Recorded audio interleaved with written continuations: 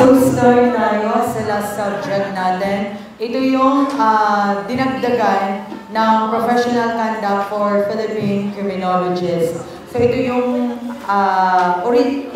mga nandito na binong yung ethics, ethical standard, non-feasance, misfeasance. So kung itong professional conduct and ethical standard, nakafocus po ito sa Code of Ethics ng law enforcement. Ang kanina sa criminologist, yung kanina, yun po yung dinagdag sa TOS ninyo. So itong professional conduct and ethical standard, nakafocus sa law enforcement or Code of Ethical Standard ng law enforcement. So dito, let's discuss the difference between ethics and morality. So, ang tinatandaan kasi ng iba dito, lalo na nang lumabas siya, is right or wrong. Pag right or wrong, morality daw. Pag ang ethics, ilagay natin na kaya hindi pwedeng tandaan na right or wrong lang. Ang ethics, kaya nga siya science because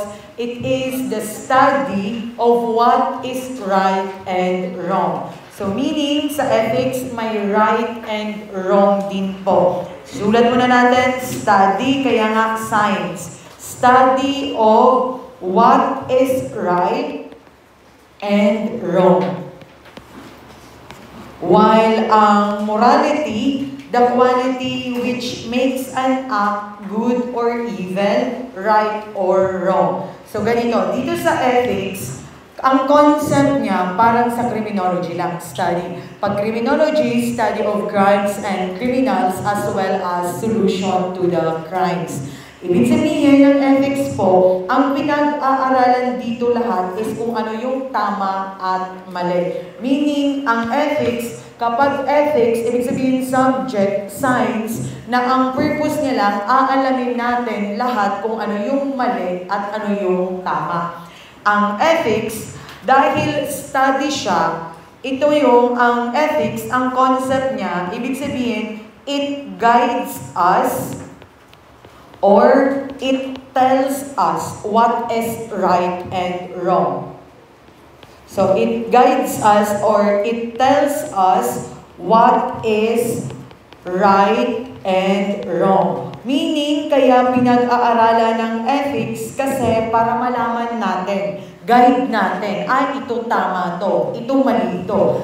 Ibig sabihin, ang tinutukoy doon is ethics. Pag sinasabi niya kung ano yung tama at mali, ethics. Pag ang puro pinag-aaralan mo about sa tama at mali, ang tawag doon, ethics. Kaya hindi pwede na pag right or wrong, automatic morality. Ngayon, anong pinaka-difference between two? Ethics, pinag-aaralan mo kung ano yung tama at mali. Ethics, sinasabi niya kung ano yung tama at mali. Kaya nga, guide lang natin siya. Basis natin siya kung ano yung tama at mali. Ngayon, dahil ang ethics, basis lang natin kung ano yung tama at mali, nakadepende pa rin sa atin nakadepende pa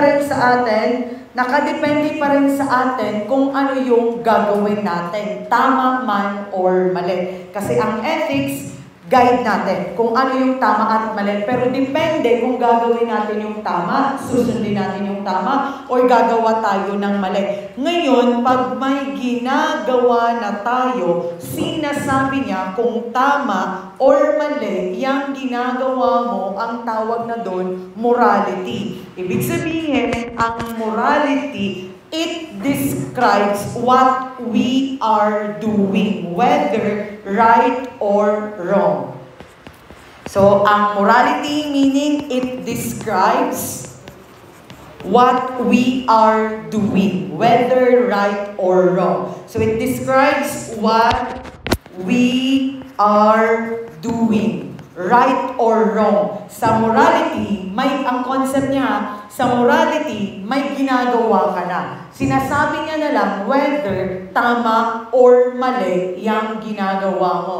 ethics, wala ka pang ginagawa. Kasi nga, guide mo to, basis mo to, kung ano yung tama at mali. Like for example, bawat religion, iba-iba ng belief, pero may mga Bible. Yung Bible na yan, nandyan po lahat ng pwedeng gawin at hindi pwedeng gawin. Yung mali at yung tama. So kapag sinunod mo yan, kapag yan yung basis mo, ang tawag doon, ethics. Pag ginawa mo pa rin yung gusto mo, tama man or mali, basta may ginagawa ka na, ang tawag morality. Ang purpose na lang ng morality, sasabihin niya whether immoral or tama yung ginagawa mo.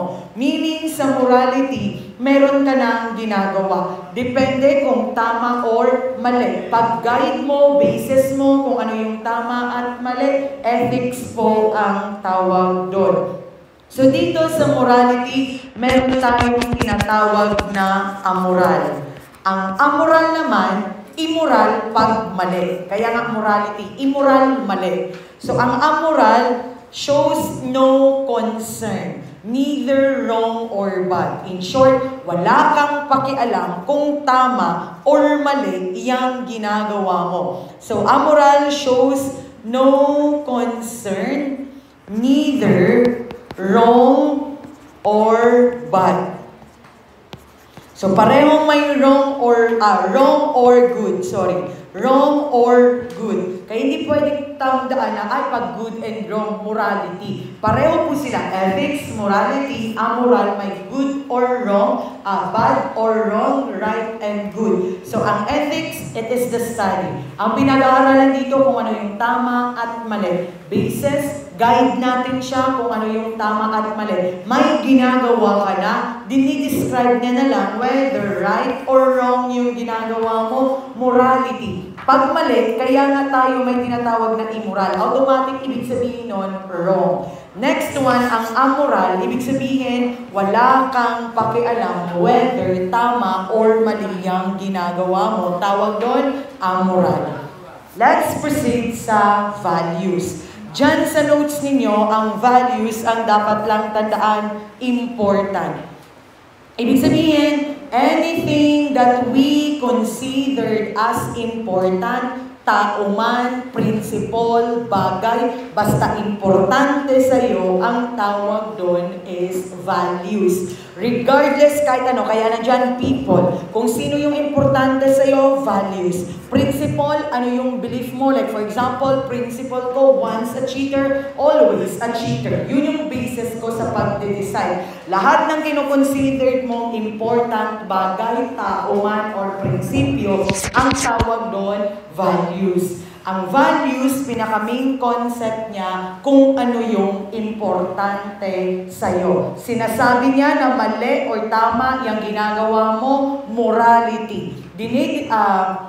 Guide mo siya on what is right and wrong, ethics. No concern on what is right and wrong, amoral. Belief mo, important, anything you considered as important, ang tawag doon is values.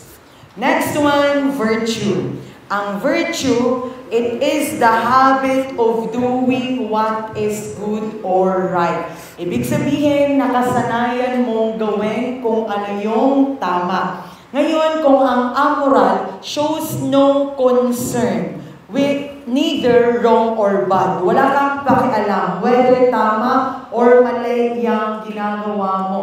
Ang virtue, habit of doing what is good. Nakasanayan mong gawin kung ano lagi yung tama. Ngayon, kung virtue ang tawag sa kanakasanayan gawin kung ano ang tama, ang opposite naman, yung tinatawag natin na vice. Ang vice, it is the habit of doing what is bad. Ang lagi mong ginagawa, habit of doing what is bad. In short, ito po yung mga bisyo. Kaya siya tinawag na vice. Ang lagi mong ginagawa, bad. Tawag doon, vice. Lagi mong ginagawa, good. Virtue. Sinasabi niya, dinidescribe niya, whether right or wrong yung ginagawa mo, morality. Guide natin what is right and wrong, study of what is right and wrong, ethics. No concerned whether right or wrong, amoral. Anything we considered as important, values. So dito sa virtues, habit of doing what is right, dito po papasok yung prudence. Ang prudence, 2022 to 2023 na question. Ang four moral cardinal virtues, ibig sabihin, this is an example of doing what is good. Habit of doing what is good. Yung mga wala po dyan, baka mapansin nyo, yung mga naka-basics, naka-focus sa notes, hindi na po yun kasali. Kung ano lang yun nandito, yun lang po ang kasali. So sa prudence, ang main concept niya, yung naka-underline, means of reason and sound judgment.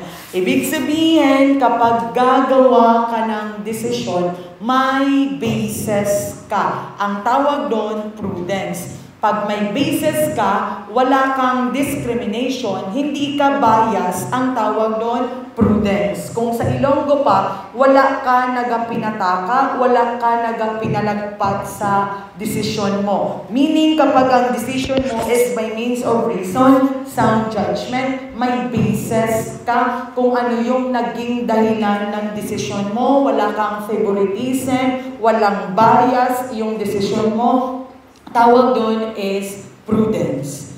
Next one is yung tinatawag natin na, same lang yan ha, choose the most effective means. Meaning, kapag nagdidesisyon ka po is may basis ka kung ano yung pinakamaganda at makakabuti para sa lahat. In short, without discrimination, without favoritism, lahat yan under po sa prudence. May basis ang decision mo. Hindi siya gawa-gawa lang. Next one is yung tinatawag natin na fortitude. Mapapansin niyo po sa notes niyo, ang fortitude po is pinagsama-samang patience, perseverance, and endurance. Kaya ang definition niya, firmness of mind, courage to endure, which is ang endurance, and the virtue that gives a person strength of the will, yung perseverance. Meaning po, para masabi na ang isang tao may fortitude, inext ko muna ha kasi connected sila. Para masabi na ang isang tao may fortitude, dapat po pareho itong pumasok, itong tatlo. Patience, perseverance, endurance. Pagpasok itong tatlo, ibig sabihin meron ka pong fortitude. Patience, when can we say that a person is patient? Automatic, the ability to be calm. Like for example, kayo, kahit kating-kating na yung puwet mo, gusto mo nang umuwi, pero nakaupo ka pa rin dyan, kalmado, ibig sabihin po, may patience ka. Next one, perseverance. The ability to go on despite of obstacles. Ibig sabihin, despite of hardship, despite of challenges, pinagpapatuloy ka pa rin. The ability to pursue, despite of difficulties, despite of hardship. Dito, nung ginawa siyang situational question, si X as a trainee. So sa loob ng review center, trainee ng police, sa loob ng training center pala, is nahihirapan na siya sa loob. Namimiss niya ang kanyang pamilya, gusto niya nang umuwi, ang hirap sa loob kasi nga nahuhumsik ka. Ngayon, despite sa nararamdaman niya, nagpatuloy pa rin siya as trainee. Ang tawag doon, perseverance. Meaning, despite of obstacle, despite of difficulty, kahit anong hirap, pagsubok na dumating sa'yo, nag-pursue ka pa rin, nagpatuloy ka pa rin, ang meron ka, perseverance. Endurance, of course, the ability to last. Ibig sabihin, physical stamina. Yan, so physical stamina. Ang endurance at saka perseverance, parehong parang ability na kaya mong tumagal. Pero kapag nakafocus sa mind, iniisip mo na kaya mo, perseverance. Pag physical stamina, automatic po endurance. Like for example, nung wala pa yung review, hindi pa nagsa-start, maraming nagchat-chat, kailan po magsa-start ang review, blah, blah, blah. Nung nag-start na ang review, may uma-absent, kahit nakipot man ang lawas, sumakit ang katawan, sumakit ang ulo, ibig sabihin, mahina po ang endurance mo. Same kapag mag-a-apply ng men in uniform. Sa men in uniform, isa po sa pagdadaanan ninyo is the physical agility test. Ang purpose ng physical agility test is to test our endurance. Kaya dyan pa lang sa physical agility test, marami nang bumabagsak. So ang purpose nun is to test our physical stamina. Tatagal ka ba? Kung hindi ka tatagal, automatic, mahina ang endurance mo, lapoy-poy ka. So, let's proceed. Temperance, nandyan na sa notes ninyo, ang ibig sabihin lang po ng temperance is our self-control. Ibig sabihin, kahit sa PNP, ito po yung tinatawag nilang maximum tolerance. Pareho lang po. Maximum tolerance. Ang tawag natin, ayan, ang maximum tolerance sa PNP is under po sa temperance. Ibig sabihin, nakokontrol mo yung galit mo, nakokontrol mo yung inis mo, nakokontrol mo yung emotion mo. Just for example nga, nag-decide kang mag-diet kasi gusto mong maging sexy, gusto mong maging macho, physically fit. Sabi mo, 1 cup of rice lang, pero hindi ka tumagal. Pagka next week nakita mo, tatanin namin ang sudan, damuon ko na magkaon na nakadepende ang diet mo sa ulam. Basic lang yon, pero ibig sabihin, wala kang self-control. Sabi mo ngayong week, dahil naka-review break, magbabasa ako ng review materials, pero ang ginawa mo, natulog ka buong week, ibig sabihin, mababa ang temperance mo. Hindi mo nakokontrol ang sarili mo. Hindi mo kaya nahatiin kung kailan lang ang pleasure at kailan ang sacrifice. Pag hindi mo kayang makontrol ang sarili mo, mababa ang temperance mo. Next one, justice. More of this, i-discuss sa criminal justice system. So dito, inclines the will to give to each what is due to him. Pag si X ninakawan, paano niya makukuha yung justice niya? It's either may punishment, may penalty, or ibabalik niya yung ninakaw niya, or babayaran niya yung ninakaw niya. Restitution, reparation. Lahat i-discuss sa CLJ ninyo. Alangan naman sinaksak ka dyan, sorry na lang, di ba? Hindi lahat ng bagay nadadaan sa sorry. So, ang tawag doon, justice. Pag may kinuha sa'yo, dapat may kapalit. It's either punishment or penalty. So, sa justice, meron tayong tatlo, commutative, commutative, distributive, and legal justice. So sa commutative, hindi kasali nga ang Justice League, nakaga-echo-echo. So commutative justice, so dito naka-italize na po, pati sa notes ninyo. Involve the rights that exist among individual. Ibig sabihin ng commutative, lahat tayo meron nito. Ito siya, i-discuss sa human rights ninyo. Commutative justice, each of us is meron po nito. So, violation of which calls for, kapag na-violate, reparation or restitution. Next one, distributive justice. Kaya siya tinawag na distributive justice kasi ibig sabihin, kinukuha po siya from the society. Ibig sabihin, like for example, during pandemic, ang distributive, binibigay po ng society, binibigay ng government, binibigay ng government agencies. Like for example, during pandemic, maraming nawala ng trabaho, so nagbigay ng mga ayuda. Tawag doon, distributive justice. May hindi kayang mag-aral sa isang institution, nagbibigay ng scholarship, distributive justice.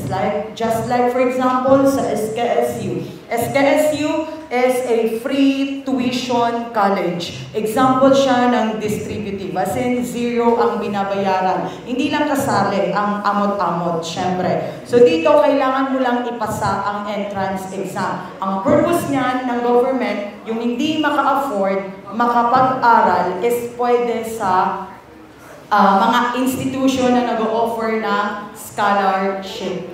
Next one, legal justice. Sa legal, yes, like for example, MSU. So may mga school po na nag-o-offer ng zero tuition. Isa na kami doon, government agencies. Yun lang, dapat may pasa mo ang entrance exam. Pag wala, hindi ka tatanggapin. Legal justice puts into order those actions which society may justly require. Ibig sabihin po ng legal justice, it is a justice that is provided by the law. Kaya nga legal. Provided by the law. Meaning, pag namatay ka, may punishment na ibibigay. Kaya nga, mayroon tayong revised penal code, special penal law. Kapag gumamit ka ng illegal drugs, RA 9165. Binugbog ka ng asawa mo, sinaktan ka ng asawa mo, RA 9262, VAUC. Lahat ng yon basta provided by our law, ang tawag legal justice. Next one, professional ethics. So kung makikita dyan sa definition, ibig sabihin, each profession, when we say ethics nga, it is our guide on what is right and wrong. It tells us what is right and wrong. Ibig sabihin po, bawat professions may tama at may guide sila kung ano yung tama at mali. So sa criminologists, yung mga na-discuss natin kanina is an example of professional ethics. Yung mga na-discuss natin kanina para lang kay criminologists. So every profession is may basis on what is right and wrong. Si LPT, may sarili din po silang professional ethics. Si RN, may sarili din pong professional ethics. Siyempre, hindi magpapatalo ang criminologists, kaya na-create yung mga diniscuss natin kanina. Lahat ng na-discuss natin kanina, ang tawag po doon, professional ethics. Ibig sabihin, ikaw na criminologist, how will you practice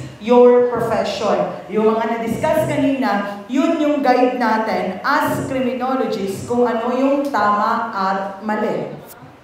Police ethics. From the word itself, police ethics, ibig sabihin, ito yung guide ng ating mga law enforcement on what is right and wrong. Professional ethics, lahat po ng profession.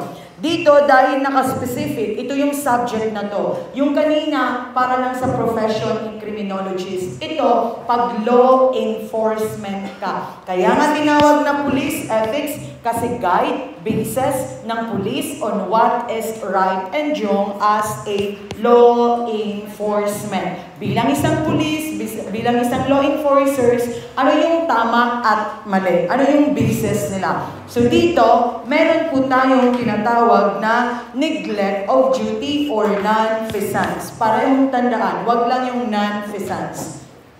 Sa neglect of duty, dyan sa notes nyo, sa inabahaba ng definition, ito lang po yung tandaan, omission or refusal. Ibig sabihin, si police, hindi niya ginawa, wala siyang ginawa. Hindi niya ginawa yung trabaho niya. Common example nito sa mga review materials, May babae ninakawan, humingi ng tulong kay pulis na habulin yung magnanakaw. Ang sabi ng pulis ay ayoko, nakakapagod maghabol. Hindi niya ginawa yung trabaho niya. Ang tawag doon, neglect of duty. Nakita ni pulis may nagnanakaw sa isang mall, hinayaan niya lang, wala siyang ginawa. Tawag doon, neglect of duty or nonfeasance. Kaya nga, kasi walang ginawa, hindi ginawa ng pulis ang trabaho niya. Pag ikaw na criminologist, ginamit mo yung profession mo sa mali, sa illegal, ang tawag natin, malpractice. Pag si pulis, hindi niya ginawa, wala siyang ginawa, hindi niya ginawa yung trabaho niya, nonfeasance.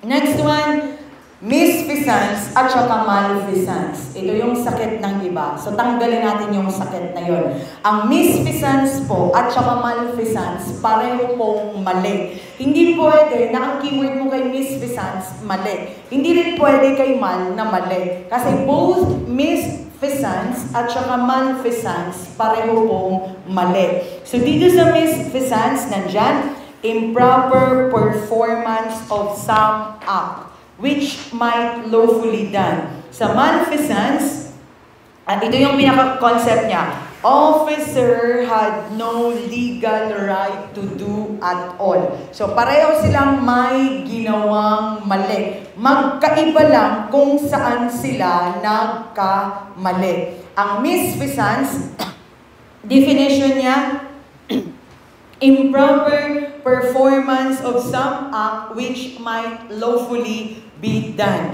Ibig sabihin, ikaw na pulis, pag wala kang ginawa, nonfeasance. Hindi mo ginawa yung trabaho mo, nonfeasance. Ngayon dito sa misfeasance, ginagawa mo yung trabaho mo bilang isang pulis, kaso habang ginagawa mo, nagkamali ka. Ang tawag doon, misfeasance. Para mas maintindihan, bago ka nga makakuha ng mga items sa loob ng bahay para kunin yung mga pieces of evidence doon, ano yung kailangan bilang pulis na makapasa ka doon? Search warrant. Ngayon, kunwari, sinong nag-i-issue nga ng search warrant? Judge or ang court. Ngayon, si pulis binigyan ng judge ng search warrant. Si pulis, dinala yung search warrant sa isang bahay. Kasi nga, maghahalugog siya doon. Pagdating niya doon, isi-serve niya na, ikakandak niya na yung search warrant, which is tama. Ngayon, napansin niya na walang tao doon sa bahay. Ngayon, si police officer, dahil bida-bida, sinerve niya pa rin ang search warrant, which is mali. Ang tawag doon, misfeasance or irregularities. Kasi pag walang tao sa bahay, may hawak-hawak ang search warrant. Ano yung kailangan? Dapat may at least 2 witnesses na nasa loob ng bahay. So, ibig sabihin ng misfeasance, ginawa ni police yung trabaho niya, kaso nagkamali siya on the process. Ang malfeasance or misconduct, ibig sabihin, sa umpisa pa lang po, mali na yung ginawa ng police. Example, si pulis bigla na lang pumasok sa isang bahay na walang dala-dalang search warrant. Doon pa lang mali na agad yon. Ang tawag doon, malfeasance. Ang ginawa ng pulis, wala siyang legal right. Umpisa pa lang mali na yung ginagawa ng pulis. Misfeasance, ginawa niya yung trabaho niya, kaya nga lawfully done. Ginawa niya yung trabaho niya, kaso on the process, nagkamali siya. Misfeasance. Pag walang ginawa si police, automatic nonfeasance or neglect of duty. Next one, incompetency. Ang incompetency po, ibig sabihin, lack of adequate ability. Ibig sabihin, the police officer had no enough skills para i-perform ang isang bagay. Wala siyang kakayahan. Wala siyang sapat na kakayahan. Next one, oppression. Ang oppression, ito po yung mas kilala sa tawag na police brutality. Ayan, police brutality. Incompetence, ang police, lack of adequate ability. hindi niya kayang i-perform yung isang bagay or yung trabaho niya. Wala siyang sapat na kakayahan. Wala siyang enough na kakayahan. Oppression, excessive use of force. Like for example, inimbitahan mo si suspect sa police station. Ngayon, gusto mong mapaamin si suspect, binugbog, sinaktan mo si suspect. Ang tawag doon is oppression, abuse of authority. Walang ginawa si police, non-feasance. Ginawa ni police yung trabaho niya kaso nagkamali siya on the process, misfeasance. Ginawa ni police yung umpisa pa lang mali or illegal, wala siyang karapatang gawin, malfeasance. Walang kakayahan si police na gawin yung isang bagay, trabaho, incompetency. Disloyalty to government. So dito, madidiscuss nito, example is CODITA. Kasi ginagawa lang yan ng mga military or PNP personnels. So of course, consists of abandonment or renunciations of one's loyalty to the government. I-discuss nito sa CLJ ninyo. Again, sa CLJ po, para mas makasabay kayo, dapat ahead of time, basahin nyo yung notes ninyo. Para hindi ka mo makibot kung hindi na pangkuha tong topic. Lalo na kung during college kayo, hindi siya na-explain sa inyo ng mabuti. So, violation of law, automatic sa violation of law po is nakakumit na po ng against the law ang police. Kung sa bata, ito yung tinatawag natin na CICL. Nakagawa na siya ng against the law. Kaya nga, commits any crime or offense. So, ang importante po dito, non-feasance, misfeasance, malfeasance, incompetency, at saka oppression. So, let's proceed sa next one. Law Enforcement Code of Ethics. So dito, sa Law Enforcement Code of Ethics, nandyan po yung word na impartiality. Ngayon, what we need to do is anong ibig sabihin po ng impartiality? Ang impartiality po, ibig sabihin impartial, opposite ng partiality. Ibig sabihin po is gives or perform duties without favor or affection or ill will. Ibig sabihin, equality of service. Meaning, hindi mo pinipili kung sino lang yung bibigyan mo ng tulong or bibigyan mo ng serbisyo. Tawag doon, impartiality. Like for example, ikaw na pulis, may dalawang taong humingi sa'yo ng tulong. Napansin mo na yung isa mahirap, yung isa mayaman, kaya ang tinulungan mo lang si mayaman. So, ang na-violate mo na code of ethics is impartiality.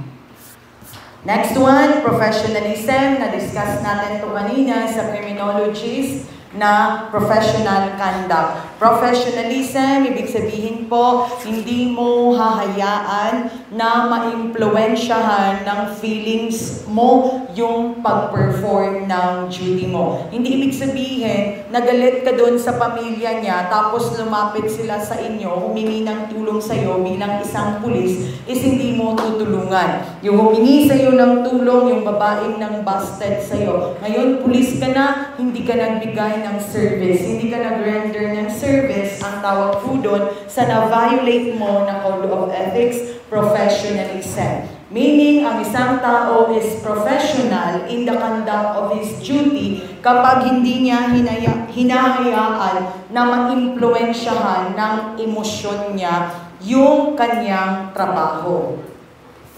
Next one, use of force. So, nung tinanong to dati, kailan lang ba pwedeng gumamit ng force ang police? Automatic, use only with the greatest restraint. Ibig sabihin, pag in danger na sila, nasa kapahamakan na sila, pwede na po silang gumamit ng force. Pero, pag pinag-uusapan po is bata, wala pong exception. Hindi po pwedeng gumamit ng force kapag ang involved is bata. Equal treatment, anong pinapakita ng pulis? Impartiality. Hindi mo hinahayaan na mahawaan ka or ma-impluensyahan ka ng personal feelings mo, emotions mo, professionalism. And sa use of force, Sa manual po, greatest restraint, utmost restraint. So use of force. Next one, integrity. Kahit saan po dalhin ang integrity, dapat si police hindi ma-involve sa corruption and bribery. Kaya nga sa revised penal code, meron tayong tinatawag na direct bribery, indirect bribery, qualified bribery. So, i-discuss yan sa inyo after 2 days. Kasi I think 2 days ang break ninyo. After that, dahil papasok na kayo sa phase 2, is I think 2 weeks ang break ninyo, preparation sa phase 2 kasi puro Q&A. Pero hindi ko alam kung 2 weeks kasi ang nakita ko more than 1 week lang. Hindi aabutin ng 2 weeks. Pero hindi ko sure kasi si Sir yung alam nag-prepare. Okay? Private life, ito po, same sa criminologist. Private life should be, yung naka-red lang po, kasi yan na yung nasa manual nila, exemplary. Police officer, whether naka-duty or hindi duty, retired or hindi retired, should live as an example. Kasi kapag naging pulis ka, ang tingin na sa'yo ng mga tao, forever ka ng pulis. Ang tingin nga ng mga ordinaryong tao sa criminology, pulis na. What more itong totoong pulis? So, dapat exemplary. Kaya po, kung mapapansin nyo, yung mga anak ng politicians, sinasabi na corrupt yung mga politicians na to kasi yung anak nila is luxurious lifestyle yung pinapakita. So, ito common sense. Example ng tanong.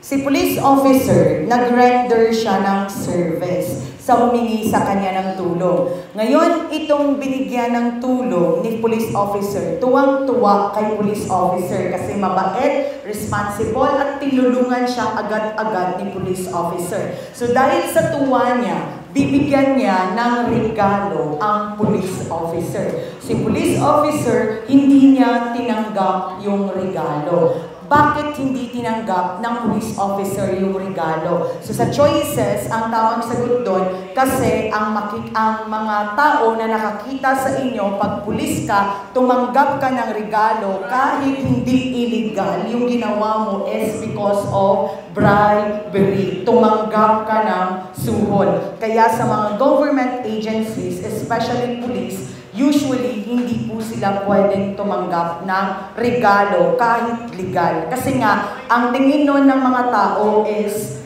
sinuhulan ka nung nagbigay sa'yo ng regalo. Si Senator Bato de la Rosa, so nung umattend siya dati ng boxing ni galing pambansang kamautan ni Pacquiao is masyadong luxurious. May suot siya na mahal na sapatos and alahas. Anong inisip ng mga tao sa kanya? Lahat ng yun galing sa suhol or bribery. Kaya police officer should always be exemplary.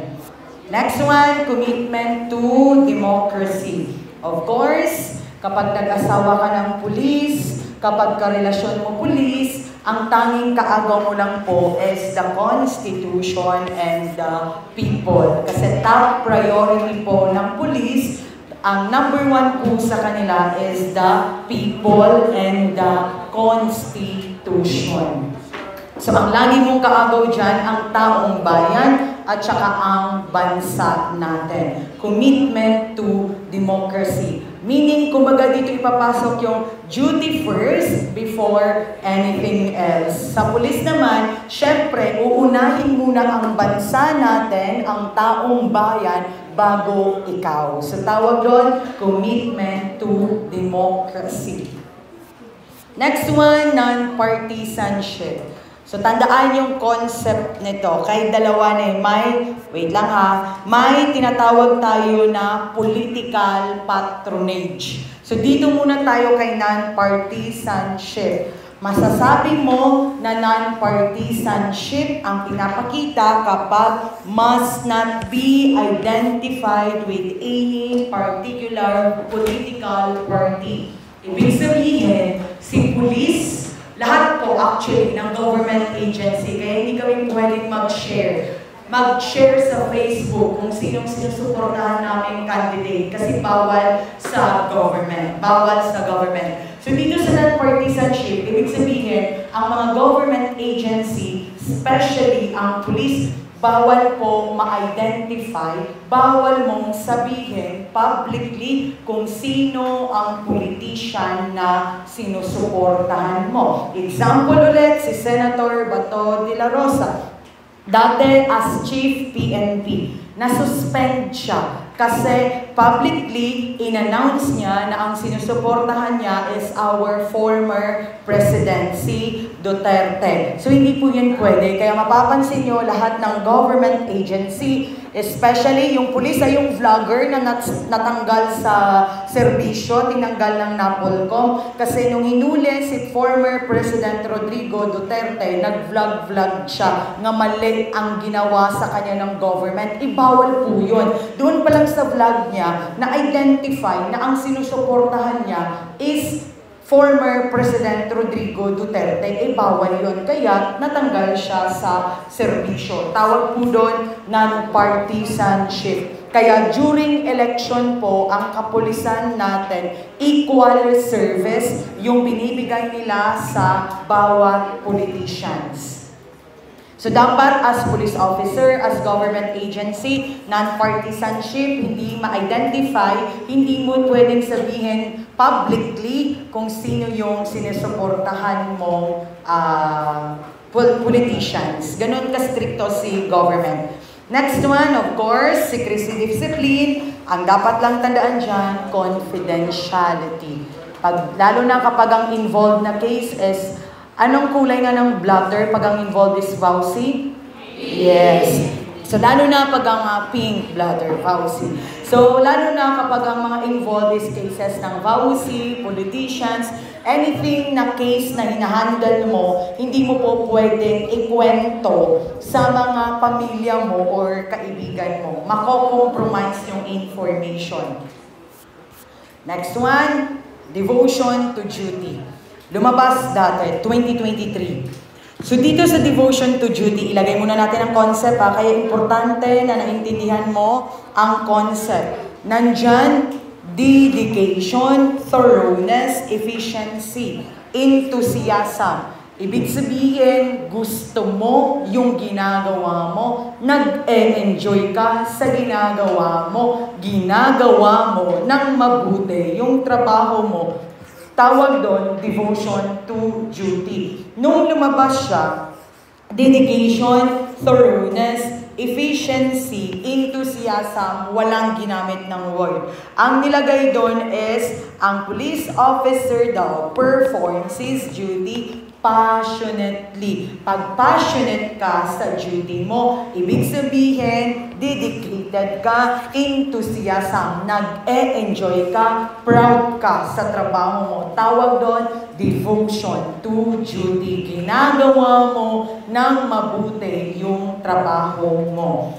Discipline, sa police officers po, or kahit sa isang tao, malalaman mo na disiplinado po ang isang tao, ito lang yung dapat tandaan. Must act or behave in accordance with the rules and regulations. Meaning, kung ano po yung rules and regulations, sinusunod mo. Kaya nga, every Monday, ang mga kapulisan natin is nagkakaroon ng inspection regarding sa uniform, sa gupit, and sa physical bearing nila. Tawag doon, discipline. So, ang panatandaan dyan, may disiplina ang isang pulis kapag sinusunod po nila yung rules and regulations. And ang medyo similar ng concept niyan is yung orderliness. Ang orderliness naman, hindi pa pala, dito, next muna natin. Ang orderliness naman, follow logical procedures. Kung ano yung nasa manual, kaya nga expert handling, proper handling of crisis management. Kung ano yung nasa manual, ano yung nasa SOP, yun yung susundin nila. Kung sa research, may steps na sinusunod. Pag sa police, may steps silang sinusunod, ang tawag doon, orderliness. Pag si police, sinusunod yung rules and regulations, ang tawag, discipline. Dito tayo sa next one, integrity. Same lang po ito sa criminologist kanina. Malalaman mo na integrity ang pinapakita ng pulis pag hindi po siya na-involve sa corruption and any form of bribery. Humility, ang dapat tandaan dito, si pulis, ginagawa niya yung trabaho niya without any arrogance, hindi mayabang. At the same time, so nung kinwestiyon ito dati, si police officers perform his duties with arrogance. Ganon yung concept ng tanong. Ngayon, dahil si police officer perform his duties with arrogance, ano daw ang na-violate niya na law enforcement code of ethics? Automatic humility. So dapat as a police, without arrogance, hindi ka mayabang kapag kinakandak mo yung duty mo. At the same time, you must remember that you are a public servant and not the master of people. Tawag doon, humility. Hindi tumatanggap ng bribery, corruption si police, integrity. Sinusunod ng police yung rules and regulations, discipline. Follow logical procedures, steps, methods, orderliness. Next one, perseverance. Same lang. Must exert all efforts despite of difficulties or obstacles. Tulad lang po siya ng concept ng perseverance kanina sa fortitude. So, ibig sabihin, si police, ginagawa niya yung trabaho niya, nagpapatuloy pa rin siya despite of difficulties or obstacles. Next, police ethical standard. Ang tinatawag natin na ethical standard refers to established and generally accepted moral values and ethical acts. Ibig sabihin, ano yung mga katanggap-tanggap na actions na pwedeng ipakita ng ating kapulisan. Kasi nga, nakafocus lang tayo sa police ethical standard. So ano yung mga accepted values, accepted principles ng kapulisan natin? So dito, meron tayong tinatawag na equality in the service. So dito, malalaman mo na equality in the service kasi equal opportunity. So I think sa kapulisan is meron sila na kapag 5 years, automatic, pag may papasok na next batch is napopromote po sila. Pag nakapag-schooling yung isang batch, next na yung another batch. Tawag doon, equality in the service. Next one, importante, ang delikadesa, courage to sacrifice self-interest. Nung lumabas to dati, si police officer, naka-off duty siya. Ngayon dahil off duty siya, ibig sabihin hindi siya nag-report sa police station. Kasi nga off duty, wala siyang trabaho, may passes siya. Ngayon, bigla siyang pinatawag ng chief of police nila kasi kulang sa manpower. So, kahit naka-off duty siya, si police officer, bumalik siya sa police station para mag-duty. Ang pinapakita niya, delikadesa. Like for example, ang mga kapulisan natin, busy during Christmas at saka New Year. Kasi nga, medyo may possibility na mataas yung crime rate. So pag sinasacrifice nila yung self-interest nila, inuuna nila ang kapakanan ng tao compare sa sarili nila, tawag doon, delikadesa. Next one, morality. Na-discuss na natin. First kanina, morality, of course. Ang morality, it is nandyan, set of good example. It describes what we are doing. Sinasabi niya whether mali or tama yung ginagawa mo. So, dapat si police, moral. Laging tama yung ginagawa. Pag wala siyang concern kung ano yung tama sa mali, amoral. Judicious use of authority ang dapat lang pong tandaan nung lumabas siya during our time. When can we say daw that the authority ng pinapakita ng police is judicious? Automatic, dalawa lang po. Pag proper and legitimate. Same with the use of force. Greatest restraint, utmost restraint. Ang judicious use of authority, ang dapat lang tandaan dyan, kapag proper and legitimate in accordance with the law, yung ginagawa ng police, ang tawag doon, judicious use of authority. Police lifestyle, private life, magkaiba po. Must be exemplar. Police lifestyle, simple yet credible and dignified. Pag private life, exemplar. Pag police lifestyle, simple yet credible and dignified. Kaya wala ka pong makikitang pulis na maraming suot na alahas or luxurious yung pamumuhay. Hindi po pwede yun sa kanila. So private life, exemplar, police lifestyle, simple yet credible and dignified. Next one, political patronage. Non-partisanship, ibig sabihin, hindi ka dapat ma-identify sa kahit anong political affiliation. Hindi ma-identify kung sino yung sinusuportahan mong politicians. So dito tayo sa political patronage. Kasi ang tinutukoy dyan pareho, non-partisanship, political patronage are all politicians. Non-partisan, ibig sabihin, dapat hindi ma-identify kung sinong politicians ang sinusuportahan mo. Political patronage naman, ito yung tinatawag po natin na padrino. Sa madaling salita, pinaganda lang, padrino. Ito po yung tinatawag natin na backer. Ibig sabihin, political patronage, ang pulis dapat hindi po humingi ng tulong sa kahit sinong politician regarding sa assignment, awards, training, and promotion. Example, si Police X, humingi ng tulong sa mayor kasi gusto niya ma-assign sa Coronadal instead na sa Tawi-Tawi. So anong na-violate niya? Political patronage. Si X humingi ng tulong sa politician para siya lagi ang ipadala sa mga seminars and trainings. Ang na-violate niya, political patronage. Non-partisanship, hindi ka dapat ma-identify kung sinong politicians ang sinusuportahan mo. Political patronage, dapat hindi ka humingi ng tulong sa mga padrino, mga politicians in terms of awards, assignment, and para mas mapabilis yung promotions mo. Next one is the police costumes and traditions. When we say costumes, uniformly practice as social rules. Ang costumes, ibig sabihin, pulis ng Luzon, Visayas, at Mindanao pareho po ng sinusunod. As long as pulis ng Pilipinas. Tawag doon, costumes. So like for example, kailan nga ang happy hours ng pulis? Every Friday. Every Friday is considered as happy hours. So tawag doon is costumes. Uniformly practice as social rules. Ito yung nakasanayan nilang gawin as socializations. So dito, example, courtesy. So ang courtesy is a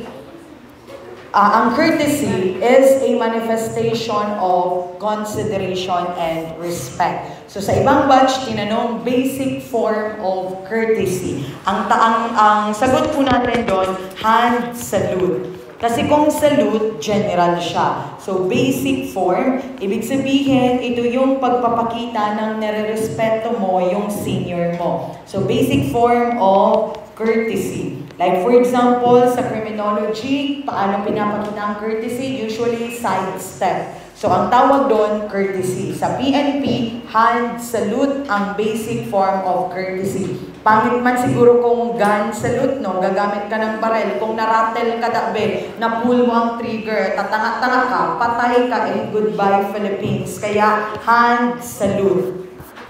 So dito, salute, of course, recognizing persons entitled to a salute. Ibig sabihin, kapag nag-salute ka, pinapakita mo that you respect yung isang tao. Mas senior siya sa'yo. Ang basic form of courtesy sa PNP, hand salute. Siyempre, kung wala sa choices ang hand salute, tsaka lang papasok ang salute.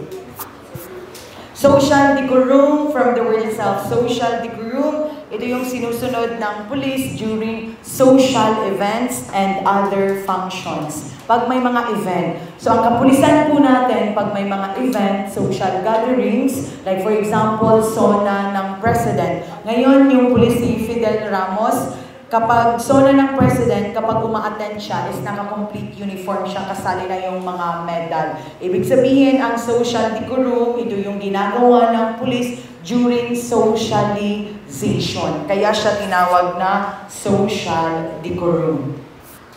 Tradition handed down from generation to generation. Ibig sabihin, new generations ng pulis, pag may papasok na another generation, kung ano yung ginagawa sa dating mga pulis, ginagawa din sa bagong pulis. Generation to generation. Example, pag narinig na reception rights. Reception rights ng ibang profession, naka-gown, naka-tuxedo, samantalang pag PNP, pagpapasok ka sa Tri-Bureau, naka-white t-shirt and naka-insert and maong. Kasi ang reception natin, ang tradition natin iba. Gugulong-gulong ka kung saan-saan. Same with criminology. Kaya ang makakaintindi lang sa criminology, kapwa criminology. Like for example, sa atin, tradition natin, may acceptance, may survival. So iba yung sa atin. Normal na sa atin yung medyo binibigyan ng konting physical or masi-masi kung tatawagin. Kasi yun yung tradition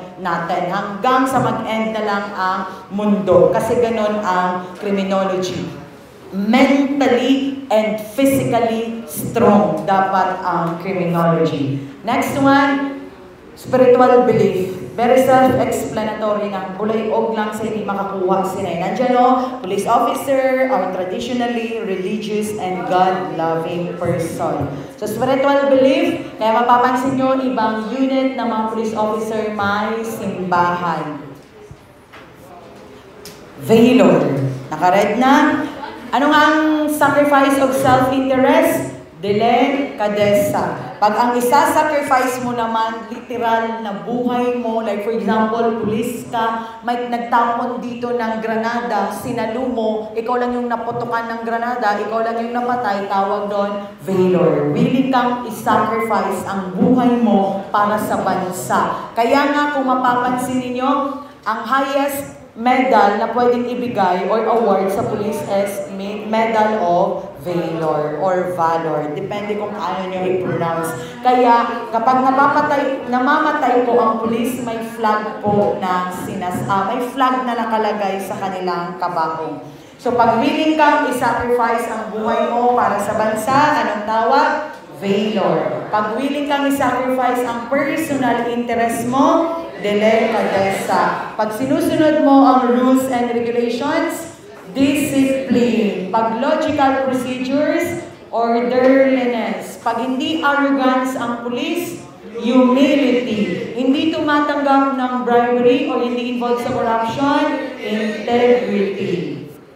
Patriotism. Of course, love of country. More of this na-discuss nyo na sa Leia. Ngayon, pareho po itong lumalabas sa Leia at saka sa criminology. How can we manifest? Paano na ipapakita ng police that they are patriotic? Automatic by means of observance of flag raising ceremony every Monday morning and flag retreat every Friday afternoon. So pareho po sila dati nung lumabas siya sa Leia. Sa ibang batch naman sa criminology. So patriotism, more of this, mga flag na discuss na sa Leia ninyo. Discipline, ano nga yung palatandaan natin na may discipline ng isang tao? Follows law, rules, and regulations. Gentlemanliness, pag gentlemanliness na, hindi po yan yung tatandaan. Upright in character. Ibig sabihin, respeto yung itsura ng mga pulis. Pero depende po kasi may mga kaibigan kaming SAF. Pag SAF po, usually hindi mo malalaman ng pulis. Mga long hair. Kung titingnan mo, parang mga terorista. Kasi usually sa bundok sila ina-assign. So gentlemanliness, respeto, upright in character. At the same time, pag nakikita mo sila, may sense of security ka. Feeling mo safe ka. Word of honor, main concept po, words is their bond, may isang salita ang kapulisan. Sino nga yung chief PNP natin nakakasibak lang? Si Torre. Yes. Si Torre, Ano nga yung isa sa mga in-implement niya? Yung 5 minutes response. So during sa time ni Torre, kahit saan ka pumunta, especially 7-Eleven, may mga pulis po. Kasi gusto niyang patunayan na kaya yung 5 minutes response. Pag naipasatupad niya, ibig sabihin po is word of honor. Ang main concept ng word of honor, may isang salita ang ating mga kapulisan. Camaraderie, kabaliktaran ng kamudira, kamidire. Kamuradira, kamiradire. Opposite. Ibig sabihin, ang pinag-uusapan dito, teamwork, unity. So, hindi siya nga kamuradira, kamiradire, kamidire, kamudira. So, teamwork, unity. So, yun na yung pinaka-main concept niya. Teamwork and unity.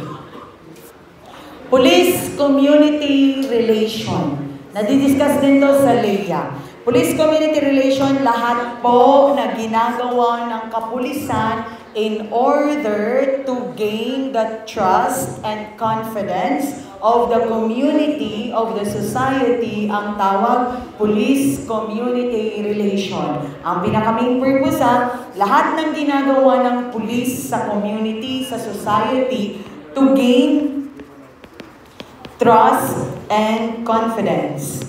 Ang tawag po doon is PCR, Police Community Relation.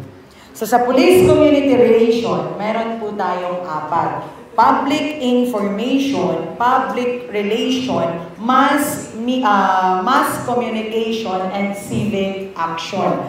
So dito sa police community, malalaman mo na public information kapag ang purpose niya, keeping the member of the society informed. Kaya ngayon, dahil makabagong generation na po, wala kang mahahanap na pulis sa isang lugar or municipality or city na walang Facebook page.